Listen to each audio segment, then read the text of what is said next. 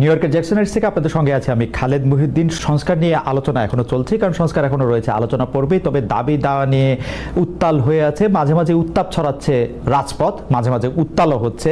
এসব নিয়ে কথা বলার জন্য, এসব দাবি দাওয়ার আসলে লক্ষ্য কতটা রাজনৈতিক, কতটা অধিকার আদায়ের রাজনীতি, এসব নিয়ে কথা বলার জন্য এখন আমাদের সঙ্গে আছে গণ অধিকার পরিষদের সভাপতি ও ডাকসুর সাবেক ভিপি জনাব নুরুল হক নূর। জনাব নুরুল হক নূর, আপনাকে আমাদের অনুষ্ঠানে স্বাগত জানাই। আপনিও আপনার অনেক ব্যস্ততার মধ্যে আমাদেরকে সময় দিয়েছেন, সেজন্য আমাদের শুভেচ্ছা ও কৃতজ্ঞতা জানবেন। আমাদের সাথে আরও থাকছেন বিএনপির আন্তর্জাতিক বিষয়ক সম্পাদক ব্যারিস্টার রুমিন ফারহানা। ব্যারিস্টার ফারহানা, আপনাকে আমাদের অনুষ্ঠানে স্বাগত জানাই। আপনি আমাদের সাথে যুক্ত হয়েছেন, সেজন্য আমাদের শুভেচ্ছা ও কৃতজ্ঞতা জানবেন। আমরা অনেকগুলি বিষয় নিয়ে আজকে কথা বলতে চাই, সেই জন্য ছোট ছোট করে কিছু প্রশ্ন একবারে করে ছোট ছোট করেও কিছু উত্তর দিতে চাই। প্রথমে আপনার নুরুল হক নূর, আপনার কাছে যেতে চাই। আপনাকে আমরা সম্প্রতি পটুয়াখালী ৩ আসনে রাজনৈতিক কর্মসূচি চালাতে গিয়ে স্থানীয় বিএনপির বাধার মুখে আপনি পড়েছেন। বুঝাতে চেয়েছেন যে আপনি যেইভাবে বলবেন সেইভাবেই তাদের চলতে হবে।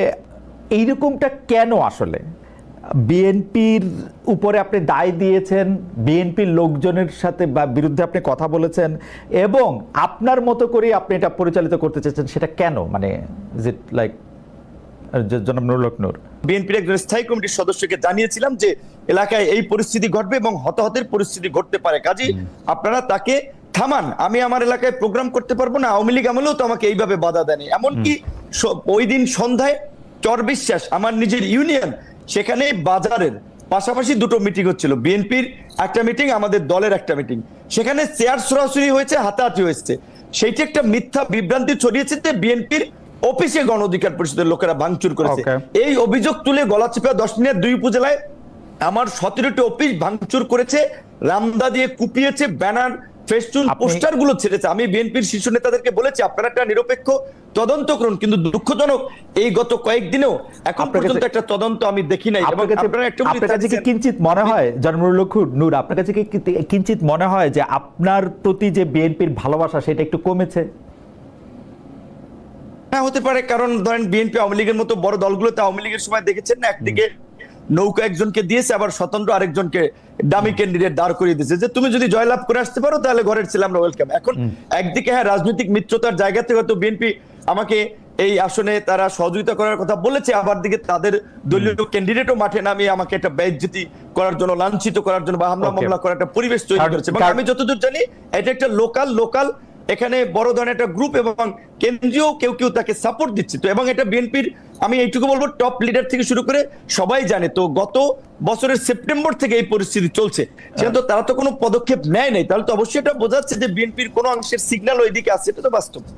এরকম মন্তব্য করছেন যে আপনি কখনো অন্তর্বর্তী সরকারের প্রশংসা করছেন, কখনো কঠোর সমালোচনা করেছেন, বিএনপির বিরুদ্ধেও আপনার অবস্থান এক এক সময় এক এক রকম হচ্ছে। সেটা কি আপনার রাজনৈতিক সুবিধাটাই এখানে আপনি প্রধান বিবেচনায় নিতেছেন? কেউ আপনাকে সাবেক প্রেসিডেন্ট HM এরশাদের সাথেও তুলনা করছেন যে উনি যেমন একটা পার্টির নেতা হিসেবে রাজনৈতিক সুবিধা নেওয়ার জন্য তার অবস্থান পরিবর্তন করতেন, আপনার মধ্যেও কি সেটা দেখা যাচ্ছে কিনা একটু যদি মন্তব্য করতেন। অবশ্যই রাজনীতিতে প্রত্যেক রাজনৈতিক দল দেশ জাতির জন্য যেমন কাজ করতে চায়, নিজের পলিটিক্যাল পার্টির স্বার্থটাও দেখবে অবশ্যই, কারণ সে যদি পজিশনে না থাকে তাহলে সে কিভাবে কাজ করবে। তো অবশ্যই রাজনৈতিকভাবে আমরা আমাদের দলীয় একটা অবস্থান আমরা দেখবো যে এইখানে একটা জোটে গেলে আমাদের একটা ভিন্ন অবস্থানে থাকলে আমাদের রাজনৈতিক অবস্থান ঠিক হয়, আমরা মানুষের জন্য কি করতে পারছি। আমরা শুরুর দিকে এই সরকারকে বলছিলাম যে এই সরকার 2 বছরের জন্য একটা জাতীয় সরকার করেন, 2 বছরের জন্য তারা করে নাই, যেই কারণে আমরা পরবর্তীতে সরকারকে সেই 2 বছরের জন্য সাপোর্ট দেই নাই। আমরা বলেছিলাম যে আপনার নির্বাচনের প্রশ্নে জাতীয় ঐক্যমত্যের ভিত্তিতে একটা নির্বাচনী রোড ম্যাপ দেন। অনেকদিন ধরে সেটা দেয় নাই, যেই কারণে বিএনপির সাথে যেহেতু আমরা যুগপৎ আন্দোলন করেছি এবং আপনারা দেখেছেন আমার রাজপথের গত 7-8 বছরের ভূমিকা অনেক প্রবীণ রাজনীতিবিদরা 70 বছরেও এই দেশে ছিল না, এইটুকু আমরা চ্যালেঞ্জ দিয়ে বলতে পারবো। সেইখানে আমরা বিএনপির সাথে যেহেতু ছিলাম, যুগপৎ আন্দোলন করেছিলাম, বিএনপির সাথে আলাপ আলোচনায় বিএনপি বলেছে দেশের বাস্তবতায় তারা ডিসেম্বরের মধ্যে নির্বাচন চায়।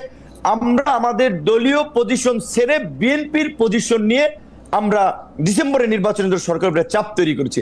এবং এই যে লন্ডনের যে বৈঠক হয়েছে, অবশ্যই লন্ডনের বৈঠক আর যাই থাকুক, এইটা বাংলাদেশের এই উত্তপ্ত রাজনীতির মাঠে আমি মনে করি কিছুটা হলেও পানি ঢেলেছে বা উত্তপ্ত পরিস্থিতি ঠান্ডা করেছে এবং একটা অনিশ্চিত, একটা আপনি বলবেন সংঘাত কিংবা একটা অনিশ্চিত যে রাজনৈতিক পরিস্থিতি ছিল সেটাতে কিছুটা হলেও একটা নিশ্চয়তার পরিবেশ তৈরি হয়েছে। আপনি- এবং বিএনপি একটা বড় রাজনৈতিক দল, তার প্রধান সেখানে, তার সাথে ডক্টর ইউনূস সরকার প্রধান, তার সাথে মিটিং হওয়ার ফলে আমি মনে করি দেশের স্থিতিশীলতা, রাজনৈতিক পরিবেশ এবং আগামী নির্বাচনের ক্ষেত্রে একটা ভালো ফলাফল পাওয়া যাবে। সেই ক্ষেত্রে জনাব নূর, একটা কথা আপনি একটু মনে রাখেন তো, ধরেন যদি লন্ডনে বৈঠক না হইতো, ডক্টর মোহাম্মদ ইউনূস বলছিলেন যে এপ্রিলের প্রথম ভাগে ইলেকশন হবে, বিএনপি দাবি করছিল ডিসেম্বরে হবে, এখন এটা ফেব্রুয়ারিতে হবে। এই মানে প্র্যাকটিক্যালি তো ব্যবধানটা আসলে 2 মাসের বা 1.5 মাসের।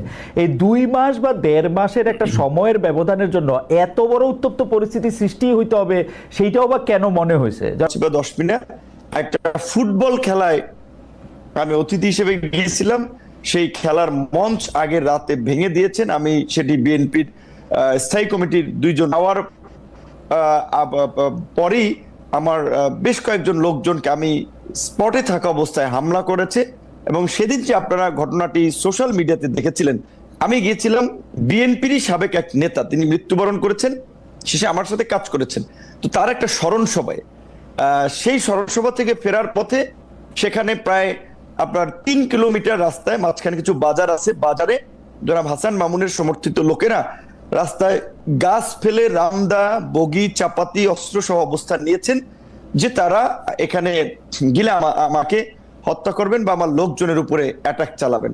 তখন আমি সেটি পুলিশকে জানাই, পুলিশ আসে, প্রথমে এসপি পুলিশ পাঠায়, 2 গাড়ি পুলিশ পাঠায়, পুলিশ এসে হয়তো তারা রিপোর্ট করে এবং আমাকেও জানায় যে ভাই এখানে হাসান মামুনের যে লোকজন, তাদের যে প্রস্তুতি, আমরা কিছু করতে পারবো না, আপনি উপরে কথা বলেন। তার মানে উপরে কথা হলো, ওসি বলছে, আমি বুঝছি, তাহলে কি করতে হবে। আমি তখন পটুয়াখালীর সেনাবাহিনীর দায়িত্বে তাদেরকে জানালাম। তারাও 4 গাড়ি আসছে, পুলিশ 2 গাড়ি, সেনাবাহিনীর 4 গাড়ি, 6 গাড়ি আসার পরেও তারা আমার সাথে পার্সোনালি আলাপ করতেছিল, বলছে ভাই তাদের যে প্রস্তুতি, এখানে তারা রাস্তার পাশে ইট নিয়ে অবস্থান করছে, তাদের হাতে দেশীয় অস্ত্রশস্ত্র, আমরা এখানে কতজন লোক, আমরা এই আপনাকে এখান থেকে এই পথ দিয়ে নিয়ে যেতে পারবো না, আপনি বরঞ্চ অন্য পথ দিয়ে চলে যান। আমি বলছি কোথায় যাব? তারা বলছে আপনি উপজেলা শহরে যাবেন না, আপনি জেলা শহরে যান। বলছে আমার বাড়ি উপজেলায়, আমি কেন উপজেলায় যাব? এই জায়গাটুকু আমি কেন জেলাতে যাব? এই জায়গাটুকু আমি যাই নাই। আমি এই জায়গাটুকু দেখতেছিলাম নূর, আমি কিন্তু ঘটনা আমি সেটা বলছি, আমি শেষ করছি, আমি যেটা বলবো, জি বল। হ্যাঁ, আমি বলছি যে শুনেন, যখন রাত্র আপনার 2:15 বাজে, 2:15 রাত্র, তখন পর্যন্ত তারা আমাকে বিকল্প পথে পাঠাতেছে। আমি বলছি কেন? আপনারা এই আর্মি আসছেন, পুলিশ আসছেন, নির্বাচন হয় নাই, এখনই যদি এইভাবে পরিস্থিতি হয়, আপনাদেরকে জিম্মি করে, আপনারা যদি, বিএনপির অনেক গ্রুপ আছে এখানে, বিএনপি একটা বড় দল, সাবেক এমপির গ্রুপ আছে, অন্য আরো নেতা আছে, এখানে একটা গ্রুপের লোককে যদি আপনারা কন্ট্রোল করতে না পারেন, আমি একটা জাতীয় নেতা, একটা দলের সভাপতি, এখানে বিএনপিও তার নেতা কর্মীদেরকে অফিসিয়ালি চিঠি দিয়ে আমাকে সহযোগিতা করতে বলেছে, সেখানে বিএনপির একটা ছোট্ট গ্রুপ, তাদেরকে আপনারা এই নিবৃত্ত করতে পারবেন না? তাহলে আপনাদের নিরাপত্তার দরকার নাই, আমি বাসি মরি, আমি আমার মতো যাই। যেই কারণে তখন আমি ওনাদের সাথে কথা বলে আমি আমার মতো রওনা দিয়েছিলাম। তো যাই হোক, মাঝপথে আবার আমাকে প্রশাসনের কর্মকর্তারা ফোন দিয়েছে, ভাই আপনি চাইেন না আপনার নিরাপত্তা আগে, আপনার কিছু হয়ে গেলে সেটা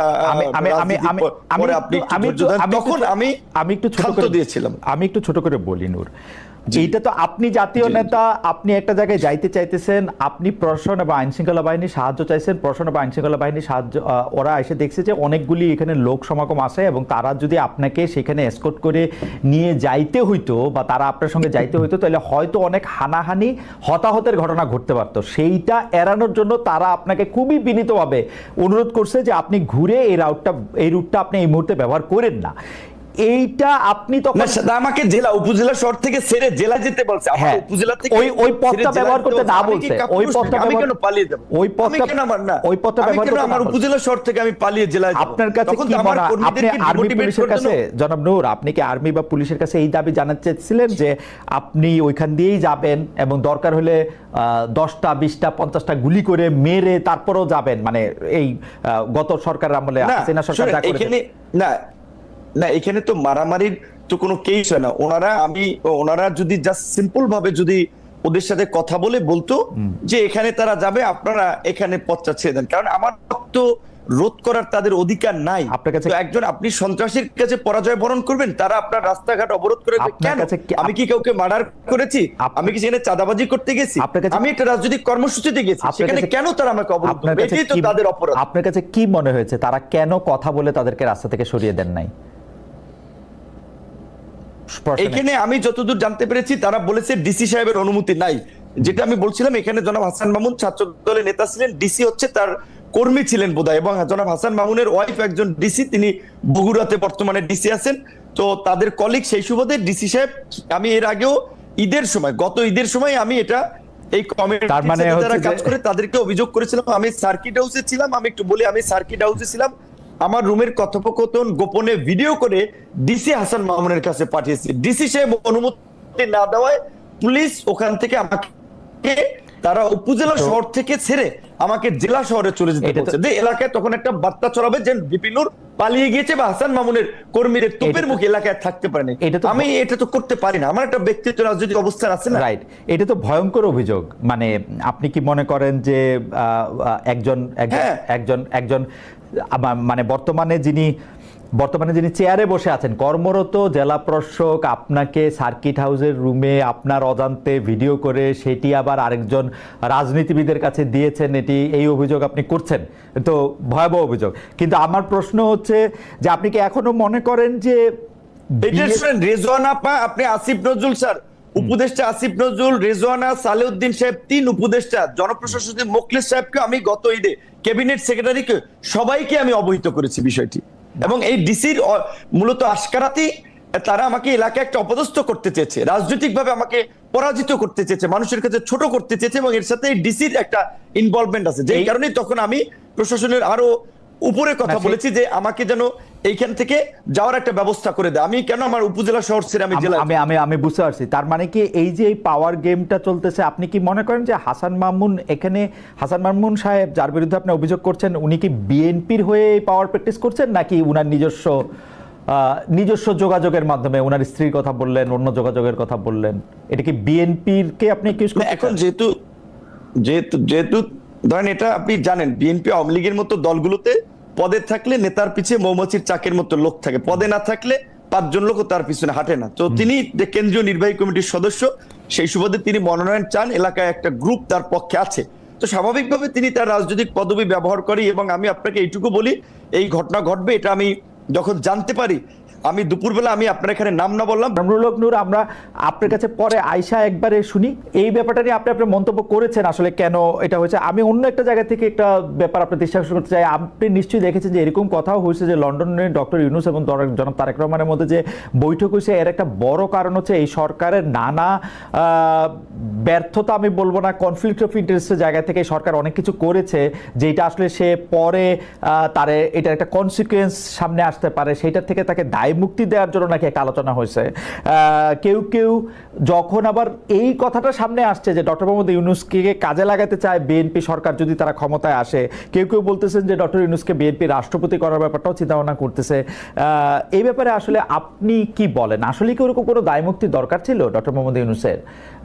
অনেকেই বলতেছেন কিন্তু যে ডক্টর মোহাম্মদ ইউনূস এবং তার সরকারের, তার লোকজনের, মানে এটার কিছু প্রমাণও আমরা দেখতে পাই যে যেই 3 উপদেষ্টা পদত্যাগ দাবি করেছিল বিএনপি, 2 জন ছাত্র উপদেষ্টা এবং একজন উপদেষ্টা জনাব খলিলুর রহমান, সেই খলিলুর রহমান সাহেবকে কিন্তু আবার ডক্টর ইউনূস সাহেব পাশে রেখেছেন বিএনপির এই বৈঠকের জন্য। তো এইটা এরকম মনে হইতে পারে কিনা যে কোনো একটা নেগোসিয়েশন হইতেছে, আন্ডার দ্য টেবিল কোনো একটা ডিলিং হইতেছে? দেখুন, বিএনপি ভোটের রাজনীতি করে, আওয়ামী লীগও ভোটের রাজনীতি করে। বাংলাদেশে এই ভোটের রাজনীতিতে, বাংলাদেশে নয় মানে সারা বিশ্বব্যাপী ভোটের রাজনীতিতে জোট একটা খুবই কমন একটা ফেনোমেনা, এবং সেই জোট গঠন আওয়ামী লীগও যেমন এক সময়ে জামাতের সঙ্গে যুগপৎ আন্দোলন করেছে, বিএনপিও সেভাবে জামাতের সঙ্গে 2001 সালে গিয়ে জোট করেছে। কিন্তু গত 15 বছর আমরা যেভাবে মুক্তিযুদ্ধের ইতিহাস বিকৃতি, সকল কৃতিত্ব একজনের হাতে দিয়ে দেওয়া, মুক্তিযোদ্ধার তালিকার মধ্যে হাজারে হাজারে ভুয়া মুক্তিযোদ্ধা ঢোকানো, কিংবা ধরুন একেবারে legal frame, digital security act করে দিয়ে মুক্তিযুদ্ধের ব্যাপারে করা হয়েছে। বিএনপি কিন্তু 3 বার রাষ্ট্র পরিচালনার দায়িত্বে ছিল অতীতে, কিন্তু কখনো কিন্তু আমরা তেমনটি ঘটতে দেখি নাই। হ্যাঁ, আমি অস্বীকার করবার কোনো উপায় নাই, বিএনপি জামাতের সঙ্গে জোটের রাজনীতি করেছে, বিএনপি নিজামী গাড়িতে পতাকা তুলে দিয়েছে, মন্ত্রিত্ব দিয়েছে, এটাও, এগুলো অস্বীকার করবার কিছু নেই, এগুলো ইতিহাস, এগুলো আমরা সকলেই জানি। তবে বাংলাদেশে রাজাকারের গাড়িতে প্রথম পতাকা আওয়ামী লীগ কিন্তু যখন তারা ক্ষমতায় এসেছিল 96 সালে, তখন কিন্তু তারা তুলে দিয়েছিল নুরু রাজাকারের গাড়িতে, আমার যদি নামটা যদি ভুল না করে থাকি, হ্যাঁ, তো তারা তুলে দিয়েছিল। সো একটা বিষয় বলেন। না, আমি কিছু বলতে চাইতেছি না, আমি শুধু মনে করাই দিতে চাচ্ছি যে মানে আমি এটা আওয়ামী লীগের আমলে বিএনপি নেতৃবৃন্দকে খুব বলতাম, সরি আওয়ামী লীগের নেতৃবৃন্দকে খুব বলতাম, কিছু হলে বিএনপি জামাতের দোষ দিত, তো তা আমি ওদেরকে মনে করাই দিতাম যে ভাই আপনি তো দল করেন আওয়ামী লীগ, বিএনপি জামাত কি করলো সেটার অনুসরণ কেন করেন? না না, আমি জাস্ট এটুকুই বলতে চাইছি যে দুটো দলই কিন্তু ভোটের রাজনীতিতে জোট করেছে, বিভিন্ন সময় বিভিন্ন দলের সঙ্গে জোট করেছে। আমি আজকে একটা খবরের দিকে আপনার একটু দৃষ্টি আকর্ষণ করি। বাংলা আত্তরের ইতিহাস পরিবর্তনের উদ্যোগ ইউনূস সরকারের, isn't it a very alarming news? এবং সেই নিউজটার ভেতরে যখন আপনি ঢুকবেন, আপনি দেখবেন সেখানে বলা হচ্ছে জামাতে ইসলামী আরো দুটো দল, হ্যাঁ, এই দুটো দল ইসলামপন্থী, তাদের ব্যাপারে 71-এর ইয়েটা, এই দল তিনটার নাম বাদ দিতে হবে ইতিহাস থেকে। পরবর্তীতে এই ব্যাপারে জামুকা জানতোই না, যখন জানতে পারলো তখন তাদের তীব্র প্রতিবাদের মুখে এইটুকু বলা হলো যে তৎকালীন জামাতে ইসলামী এবং অন্য দুটো ইসলামিক দলের আগে তৎকালীন শব্দটা বসিয়ে দেয়া হবে। তো আমি মাত্র কিছুক্ষণ আগে আমি নিউজটা দেখেছি, সো আমি আসলে পুরোটা পড়তে পারিনি। এই নিউজটার ভেতরে খুব পরিষ্কার বলে দেওয়া আছে যে মুক্তিযুদ্ধের ইতিহাস থেকে কিভাবে জামাতকে এবং জামাতের অ্যালাইড যে পলিটিক্যাল পার্টিগুলো ছিল সেই সময় তাদেরকে বাদ দেবার একটি চেষ্টা আমরা লক্ষ্য করছি। আপনি দেখুন এই সরকারের আগে যে সরকারটি ছিল ইমিডিয়েটলি বিফোর আওয়ামী লীগের যে সরকার, তাদের ব্যাপারে আমি সংসদে দাঁড়িয়ে একবার বলেছিলাম যে বাংলাদেশের ইতিহাসে এত বেশি মুক্তিযুদ্ধের বিপক্ষের কোন শক্তি আওয়ামী লীগের মতন কোনোদিন ক্ষমতায় আসে নাই। বিকজ আওয়ামী লীগ যেটা করেছে, বাংলাদেশের মুক্তিযুদ্ধের যে মূল স্পিরিট, সাম্য, মানবিক মর্যাদা, সামাজিক ন্যায় বিচার এবং গণতন্ত্র, এই প্রতিটা জিনিসকে গত 15 বছরে তারা ধ্বংস করে দিয়েছে। আমি একটু আপনার সাথে শামিল হই এই ব্যাপারে, আমি আপনার সাথে সম্পূর্ণ একমত। আওয়ামী লীগ সবচেয়ে বেশি মুক্তিযুদ্ধের যে স্পিরিটটার কথা তারা বলেছে তার বিপক্ষে তার প্রতিটা অবস্থা ছিল, কি বলে প্রাতিষ্ঠানিক মানে প্রতিষ্ঠানগুলিকে ধ্বংস করা থেকে শুরু করে গণতন্ত্রকে বজায় না রাখা, মানে সমাজতন্ত্র নিশ্চিত না করা, ধর্মনিরপেক্ষতা, জাতীয়তাবাদের ক্ষেত্রেও তারা 10-0 পেয়েছে। একদম। কিন্তু আপনি যদি একটু বিএনপি রাজনীতিটা যদি একটু বলেন একটু সুবিধা। দেখুন, বিএনপির হাত ধরে কিন্তু এই যে চতুর্থ সংশোধনী, যেটা বাংলাদেশের সংবিধানের মূল স্পিরিটটাকে নষ্ট করে দেয়, একদলীয় শাসন ব্যবস্থার দিকে নিয়ে যায়, আজীবন রাষ্ট্রপতি ঘোষণা করার দিকে নিয়ে যায়, সেই জায়গা থেকে বাংলাদেশকে মুক্ত কিন্তু বিএনপি করেছে। বাংলাদেশের সংসদীয় গণতন্ত্র সেটাও বিএনপির হাত ধরে এসছে। আমি একবারও বলছি না যে বিএনপির শাসন আমলে বাংলাদেশ বেহেশত ছিল, বাট তারপরেও তো রাজনীতির আলোচনা তুলনামূলকের ভিত্তিতেই হয় সব সময়। সো অন্য যে পলিটিক্যাল পার্টিগুলো ক্ষমতায় ছিল তার চেয়ে বিএনপির পারফরমেন্সের দিক থেকে যদি আপনি হিসাব করেন, কোনো দল পারফেক্ট না, কিন্তু তারপরেও যদি আপনি তুলনামূলক একটি চিত্র করেন, তাহলে বিএনপির সঙ্গে আমি খুবই বিনীতভাবে বলি অন্য কোনো রাজনৈতিক দলের কোনো তুলনাই হয় না। আপনি দেখুন, বিএনপি 31 দফা দেওয়ার আগে ভিশন 2030 দিয়েছিল, সেটা দিয়েছিল 2016 সালে দেশনেত্রী বেগম খালেদা জিয়া। খুব ইন্টারেস্টিং, বিএনপি অনেকগুলি সংস্কার প্রস্তাব করেছে, 31 দফা খুব ভালো, কিন্তু যেই বিএনপি বুঝতে পেরেছে তারা ক্ষমতার খুব কাছাকাছি এসছে, তখন সকল ধরনের সংস্কারের বিপক্ষে তারা একটা দাঁড়িয়ে গেছে, কারণ তারা বুঝতে পারতেছে যে তাদেরকে আওয়ামী লীগের মতো করেই দেশ শাসন করতে হবে, তাদেরকে আরেকজন মানে আমি কি বলবো, মানে শেখ হাসিনাকে আদর্শ মেনেই প্রধানমন্ত্রী হইতে হবে। একদম না খালেদ ভাই, আমি আপনাকে খুবই বিনীতভাবে আমি আপনার সঙ্গে ডিফার করছি। আপনি একটু সময় দেন, আমি বলি কেন ডিফার করছি। আচ্ছা, বিএনপি এটা বলেছে যে যেই সংস্কারগুলো মূল, যেমন প্রধানমন্ত্রী, রাষ্ট্রপতি, মন্ত্রী পরিষদের মধ্যে ক্ষমতার ভারসাম্য, এক ব্যক্তি পরপর 2 বারের বেশি প্রধানমন্ত্রী হতে না পারা, সংসদে আপার হাউস লোয়ার হাউসের প্রভিশন আনা, আর্টিকেল 70 সংশোধন করা, এই প্রতিটাই কিন্তু সাংবিধানিক সংস্কার। এবং সাংবিধানিক সংস্কার আর্টিকেল 142 অনুযায়ী একটা নির্বাচিত সংসদ ছাড়া, যেই সংসদে 2/3 মেজরিটির ভোট লাগবে, মানে 2/3 সংসদ সদস্যের ভোট লাগবে সংবিধানে কোনো পরিবর্তন বা সংস্কার আনতে। সো বিএনপি বলেছে যে যদি আগামীতে বিএনপি বা যেই দলের রাষ্ট্র ক্ষমতায় যায়, সংবিধান সংস্কার করার জন্য 2/3 মেজরিটি দরকার। তো সেই 2/3 মেজরিটি যদি